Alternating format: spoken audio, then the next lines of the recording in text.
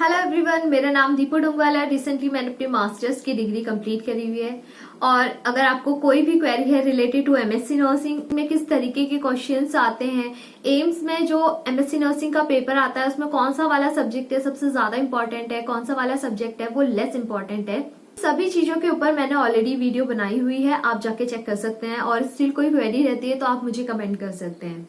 तो आपको अगर ये कंफ्यूजन है कि मुझे मास्टर्स जैसे प्रोग्राम के लिए एनरोल करना चाहिए या फिर मुझे नॉर्थ से जैसे एग्जाम के लिए स्टडी प्रिपरेशन को कंटिन्यू रखना चाहिए, ये सेम सिचुएशन मेरे साथ भी हुई थी और मुझे डिफिकल्टी हुई थी इस चीज को सिलेक्ट करने में कि मुझे कौन सी चीज को जो है सिलेक्ट करना है, क्योंकि मेरे साथ जो सिचुएशन थी वो सिमिलर लाइक एज एम्बिवेलेंट सिचुएशन थी कि मुझे मास्टर्स करना है कि मुझे नॉर्थ से जैसे एग्जाम के लिए एनरोल करना है। सो इन दिस वीडियो हम इस चीज के बारे में डिस्कस करेंगे कि हमें कौन से वाले प्रोग्राम के लिए एनरोल करना चाहिए, हमें मास्टर्स क्यों करना चाहिए, हमें मास्टर्स क्यों नहीं करना चाहिए, हमें क्यों नॉर्थ से जैसे एग्जाम के लिए स्टिल प्रिपरेशन करनी चाहिए, हमें मास्टर्स के एग्जाम के लिए किस तरीके से अपना माइंड को इस तरीके से एडजस्ट करवाना है कि मुझे मास्टर्स के साथ साथ अपने नॉर्थ की प्रिपरेशन भी करनी है।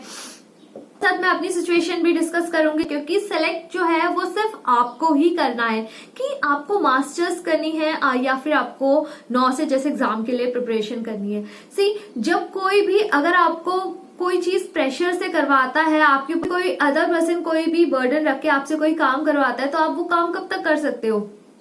सिर्फ कुछ टाइम पीरियड तक ही कर सकते हैं। बाद में हम बहुत ज्यादा फ्रस्ट्रेटेड हो जाते हैं, एग्जॉस्ट हो जाते हैं, हमें ये लगता है कि हम क्यों इस काम को करें जिस चीज में हमें खुशी नहीं मिल रही है। सो यस, अगर आपको अपने मास्टर्स के प्रोग्राम में सेटिस्फेक्शन नहीं मिलता है, आप ये सोचते हैं स्टिल कि मुझे जो है फाइनेंशियली इंडिपेंडेंट होना ही होना है, तो आप नॉर्थ से जैसे एग्जाम के लिए ही प्रिपरेशन करिए। अगर आपको ये लगता है कि मुझे स्टार्टिंग ही ट्यूटर से करनी है, मुझे अपना करियर ही एज अ टीचिंग लाइन में देखना है, मुझे नर्सिंग ऑफिसर के तरीके से अपना फ्यूचर नहीं देखना है, मुझे एज अ टीचर ही अपना फ्यूचर देखना है नर्सिंग फील्ड में, तो आप मास्टर जैसे प्रोग्राम के लिए एनरोल करिए। सेम सिचुएशन मेरे साथ भी थी कि मुझे क्या चीज सिलेक्ट करनी है। उस टाइम पे वो कंडीशन बहुत ही एम्बिवेलेंस टाइप की सिचुएशन थी कि मुझे सिलेक्ट क्या करना है, क्योंकि वो एक ऐसा टाइम ड्यूरेशन होता है जहां पर मुझे सिर्फ एक चीज को ही करना था।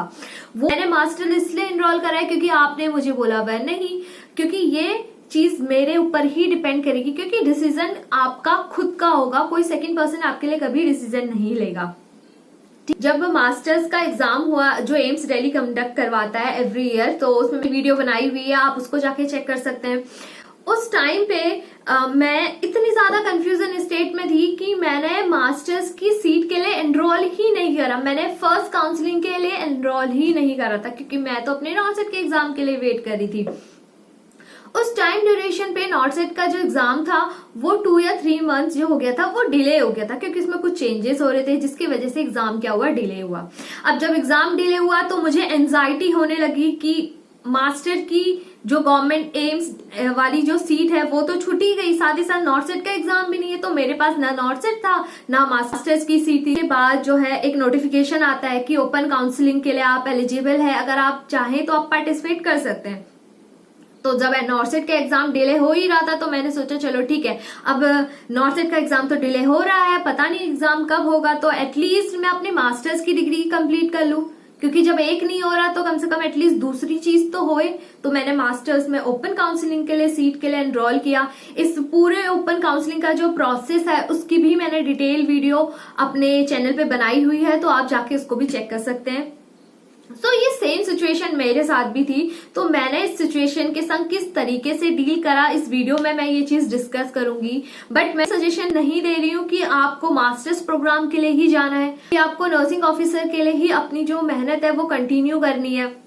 जो इंडिविजुअल स्टूडेंट होता है ना, उसका अपना डिसीजन होता है कि उसे खुद से क्या करना है, क्योंकि हर एक स्टूडेंट जो होता है वो डिफरेंट होता है। कोई स्टूडेंट होता है 80% वाला होता है, कोई 90% वाला होता है, तो कोई एवरेज स्टूडेंट भी होता है। अपने मास्टर्स के ड्यूरेशन में स्टिल मैंने नॉर्थ से जैसे एग्जाम भी दिए। उस टाइम पे बहुत बार ये भी सिचुएशन आई कि चलो ठीक है, अब नॉर्थ सेट तो निकल ही गया है, अब मास्टर छोड़ के नॉर्थ सेट के एग्जाम के लिए चले जाते हैं, ये सिचुएशन भी थी। तो उस टाइम पे ये चीज मैंने अपने पापा से डिस्कस करी थी कि मुझे किस तरीके से मुझे चीजें सेलेक्ट करनी है, क्योंकि जब हमें पता नहीं होता ना कि हमें सेलेक्ट क्या करना है, जब हमें अपने सीनियर्स के डिसीजन भी इतने वर्थ इट नहीं लगते हैं, हमें खुद से ऐसा लगता है कि यार कुछ ऐसा डिसीजन हो जो मेरे लिए फ्रूटफुल हो, जिससे मुझे इन फ्यूचर रिग्रेट ना करना पड़े। तो मैंने उस टाइम पे अपने पापा से डिस्कस करा था कि पापा मुझे किस चीज के लिए एनरोल करना चाहिए, क्योंकि फर्स्ट मेरे पापा ने तो मुझे यही गाइडेंस दी थी कि बच्चा पहले आप अपना जो मास्टर्स की डिग्री है वो कंप्लीट करो। बट मैंने तो क्या सोचा था, मैंने सिर्फ यही सोचा था कि मुझे तो नॉट जैसे एग्जाम के लिए क्लियर करना है। तो मैंने उस टाइम पे इसलिए मैंने एनरोल नहीं करा था अपनी फर्स्ट काउंसलिंग में। सो जब कुछ टाइम बीता, अप्रोक्स 1 मंथ हो गए थे, नॉर्थ सेट के एग्जाम का कोई नोटिफिकेशन नहीं था, तो मैंने पापा से डिस्कस करा कि पापा अब तो नॉर्थ सेट के एग्जाम में डिले है, क्या करना है। तो उस टाइम पे मेरे पापा ने एक ही चीज कही कि जब आपके पास मास्टर्स वाली सीट थी एटलीस्ट आपको उसमें एनरोल कर लेना चाहिए था। जब आपका नॉर्थ सेट जैसा एग्जाम होता है तब आप उस एग्जाम को दो, अगर आपकी रैंक अच्छी आती है, आपको सीट मिलती है, अपने पसंद वाला एम्स मिलता है, तो आप अपनी मास्टर्स की सीट को उस टाइम पे छोड़ भी सकते हैं। 1 मंथ के बाद एक मेल आता है कि आप ओपन काउंसलिंग के लिए एलिजिबल हैं। अगर आप इंटरेस्टेड हैं तो आप ओपन काउंसलिंग में आइए, और अगर आपका अच्छा रैंक है as compare to other candidate और आपकी कैटेगरी में सीट है तो आपको मिल जाएगी।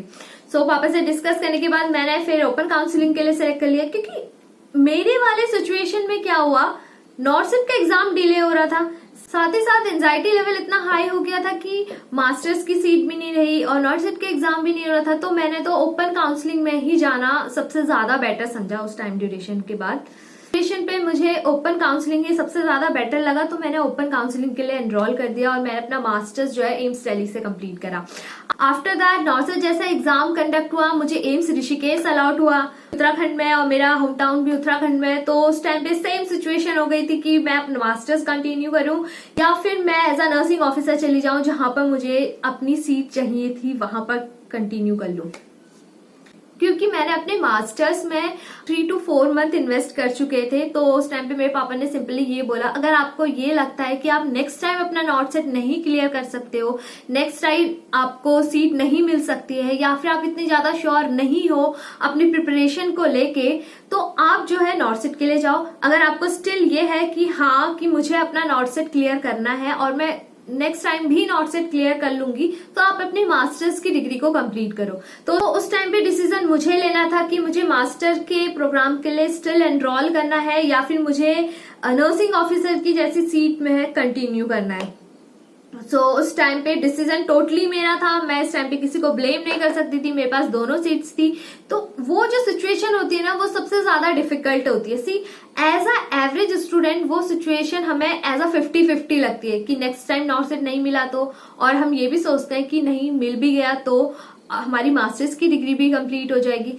सो इस सिचुएशन पे मैंने अपना मास्टर कंटिन्यू करा। तो जब मेरे ये मास्टर्स का पूरा प्रोग्राम उस टाइम पे जितने भी 9 सेट थे, मैंने उन 9 सेट्स को क्लियर करा। उसी के जो ड्यूरेशन है उसमें मुझे सिर्फ इतना चीज समझ में आया कि आप कोई भी अगर सीट ऑप्ट करते हैं, भले ही वो मास्टर्स हो, भले ही वो नर्सिंग ऑफिसर की सीट हो, या फिर आप एग्जाम की प्रिपरेशन के लिए कंटिन्यू कर रहे हैं, आप इस सिचुएशन में ना किसी सेकंड पर्सन को ब्लेम नहीं कर सकते हैं कि बिकॉज ऑफ यू मैंने ये वाली चीज ऑप्ट करी है, क्योंकि आपके डिसीजन के लिए कोई सेकंड बंदा रिस्पॉन्सिबल नहीं होगा। सी हर एक जो स्टूडेंट डिफरेंट होता है, किसी का फाइनेंशियल बैकग्राउंड इतना स्ट्रांग नहीं होगा, किसी स्टूडेंट को एज अ टीचिंग लाइन में ही अपना फ्यूचर कंटिन्यू करना है। तो हर एक बच्चा क्या है वो डिफरेंट सोचेगा। जिस बच्चे को अपना फाइनेंशियली स्टेबल करना है तो वो एज अ जॉब के लिए पहले सोचेगा योर मास्टर्स डिग्री। वाई? क्योंकि उसको पता है कि सबसे पहले अभी मैं अपना जॉब सिक्योर करूं, आफ्टर दैट मैं अपना मास्टर्स करूं। सो इन सिचुएशन में हमें सबसे पहले ये चीजें देखनी है कि मुझे अपनी कौन सी चीजें स्ट्रांग करनी है, मेरा फाइनेंशियल बैकग्राउंड स्ट्रांग है या नहीं है, मेरी फैमिली कंडीशन इतनी स्टेबल है या नहीं है, कि मुझे अभी स्टडी टाइम ड्यूरेशन कितना मिला है। ये सारी चीजें ना बहुत ज्यादा मैटर करती है जब हम अपने मास्टर्स के प्रोग्राम के लिए एनरोल करते हैं। अगर आप फाइनेंशियली इंडिपेंडेंट होना चाहते हैं तो नर्सिंग ऑफिसर बहुत अच्छी जॉब है। आफ्टर 3 ईयर या आफ्टर 5 ईयर आप मास्टर्स के लिए एनरोल कर सकते हैं। आप as a nursing officer join करते हैं तो हमारे पास एक ऑप्शन होता है कि आप स्टिल अपनी स्टडीज कंटिन्यू करना चाहते हैं या नहीं करना चाहते हैं, तो आप 3 साल के बाद या फिर 5 साल के बाद अपनी मास्टर्स के लिए अप्लाई कर सकते हैं। उस सिचुएशन में क्या होगा, आपकी जो सीट है एज अ नर्सिंग ऑफिसर वो भी आपके पास रहेगी, साथ ही साथ आप अपनी मास्टर्स की डिग्री भी कंप्लीट करेंगे। इन मास्टर्स तो 3 साल के बाद करेंगे ही करेंगे। उसके साथ ही साथ जैसे ही आपका मास्टर्स कंप्लीट होगा, आप अपनी एज अ नर्सिंग ऑफिसर की जॉब में वहां पर क्या करेंगे, जिस एम्स में आप काम करते थे उस एम्स में आप फर्दर कंटिन्यू करेंगे। तो अगर आपकी क्वेरी है कि मुझे एज अ नर्सिंग ऑफिसर भी जॉब करनी है और मुझे अपनी स्टडीज भी कंटिन्यू करनी है, तो ये भी बहुत अच्छा ऑप्शन है। आप अपना 3 साल या फिर 5 साल अपनी जॉब को कंटिन्यू करिए, साथ ही साथ आप हाफ पेमेंट लेके अपनी मास्टर्स की डिग्री को कंप्लीट करिए। मैंने अपने सिचुएशन में मास्टर्स को पहले प्रायोरिटी में रखा, क्योंकि मुझे अपनी डिग्री को पहले कंप्लीट करना था रादर देन मुझे as a nursing officer join करना है। अब मैं कंटिन्यू करूंगी as a nursing officer. Difficult वाली सिचुएशन है तो आप अपने सीनियर्स के साथ भी एक बार डिस्कस करिए, अपने पेरेंट्स के साथ डिस्कस करिए, सारी सिचुएशंस को अपने साथ में रखिए कि इन सिचुएशन अगर मैं ये वाली चीज करूंगी तो मेरे संग क्या हो सकता है, अगर मैं मास्टर्स के प्रोग्राम के लिए एनरोल करूंगी तो इन फ्यूचर जॉब मिलने की पॉसिबिलिटीज कितनी है, मेरी एग्जाम प्रिपरेशन इतनी ज्यादा अच्छी है या नहीं है।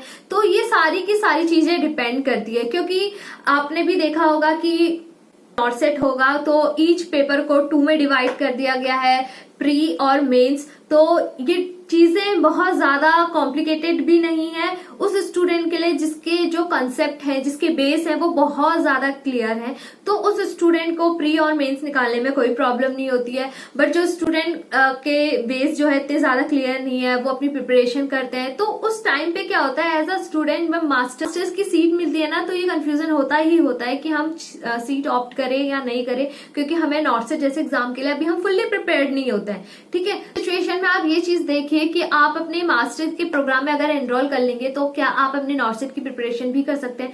अगर आपको ये लगता है कि हाँ मैं अपनी मास्टर्स के प्रोग्राम के साथ साथ अपनी नॉर्सेट की प्रिपरेशन भी अच्छी तरीके से कर लूंगा, तो आप अपने मास्टर्स को भी कंटिन्यू कर सकते हैं। उसके साथ साथ जब आपको सीट मिल जाए तो आप वो मास्टर्स की सीट को लेफ्ट करके अपने एज अ नर्सिंग ऑफिसर की सीट को और ऑप्ट कर लिए, और जो आपको जितना भी पेमेंट आपको सीट के लिए करना पड़ता है वो आप करके जाइए।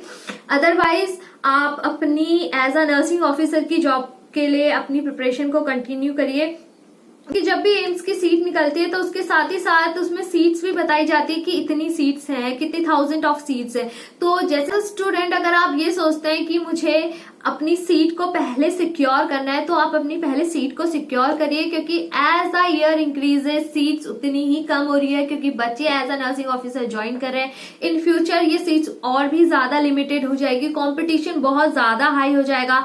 अभी तक अगर 1000 या फिर 4000 के अप्रॉक्स में सीटें थी, तो जो एक एवरेज स्टूडेंट है उसको भी एक अच्छा एम्स मिल जाता है। तो जैसे जैसे सीट्स कम होगी, कंपटीशन लेवल उतना ज्यादा हाई होगा एवरेज। सो इस वीडियो के अंदर में हमने एमएससी और नॉर्सेट दोनों के बारे में डिस्कस करा है। अगर आप लोगों को स्टिल कोई क्वेरी है तो आप मुझे कमेंट्स कर सकते हैं। तब तक के लिए see you, ta ta, bye bye and take care.